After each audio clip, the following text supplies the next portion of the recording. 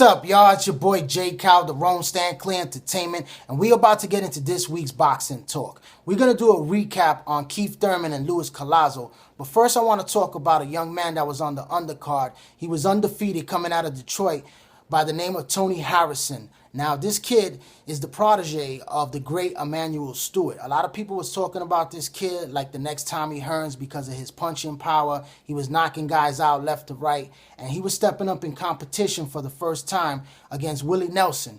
Now, I was there at the Sun Dome in Tampa, Florida, and I was pretty close to the ring, and I got to see this kid for the very first time. And I got to say that I was impressed with his jab. This kid had a very quick jab, and his boxing skills wasn't that bad. He moved well. He was landing a lot of good shots, but I didn't see that awesome power that everybody was talking about. You know, Willie Nelson didn't look hurt at all throughout the fight. I mean, in any big trouble whatsoever. And Willie Nelson was just pressing the fight, taking it into the late rounds. He was catching him with good shots all night long, and the defense of Tony Harrison wasn't that great. And we saw that in the 9th round, he got caught with a right hand, and the boy was hurt. He went down. He looked in bad shape. I got to see the fight really closely, and this boy was hurt. He was really, really hurt.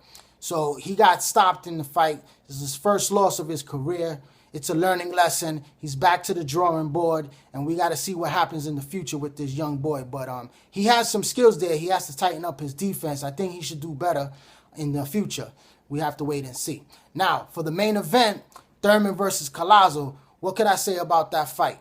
I mean, Keith Thurman, he impressed me with his boxing skills. I mean, he's starting to box more and more now. You're not seeing that one-punch power that everybody knows him for. I mean, the guy has great power. He hit Collazo with some really good, clean, sharp punches. And Collazo really didn't go nowhere. He didn't drop. He didn't knock him down or anything like that. But I was impressed to see Keith Thurman, the way he fought on the back foot. He was backing up for majority of the fight.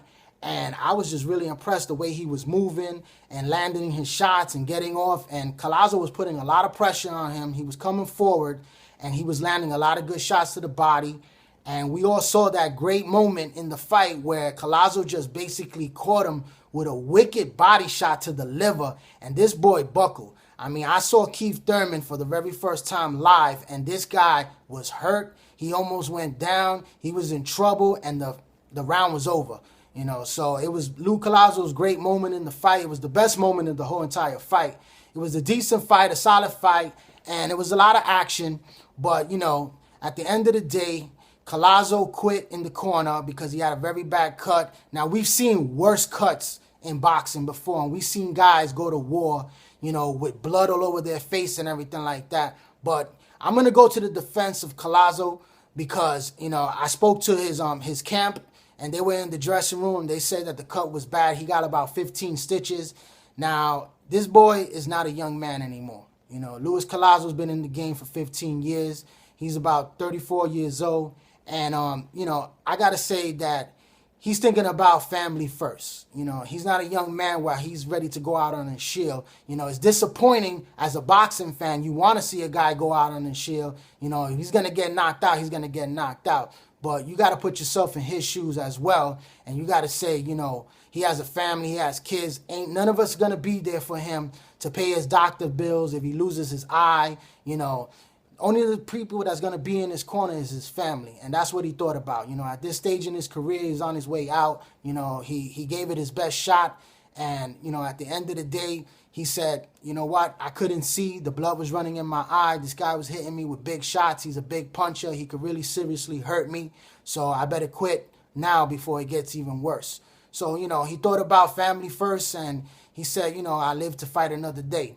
So, you know, I tip my hats off to him. He gave a great effort, and, you know, he had a big moment in the fight. Too bad that it didn't last. But Keith Thurman did his thing. He got the victory in his hometown. You know, there was a lot of people there. It was a great event. It was my first premier boxing championship event that I went to, and I was very impressed with it.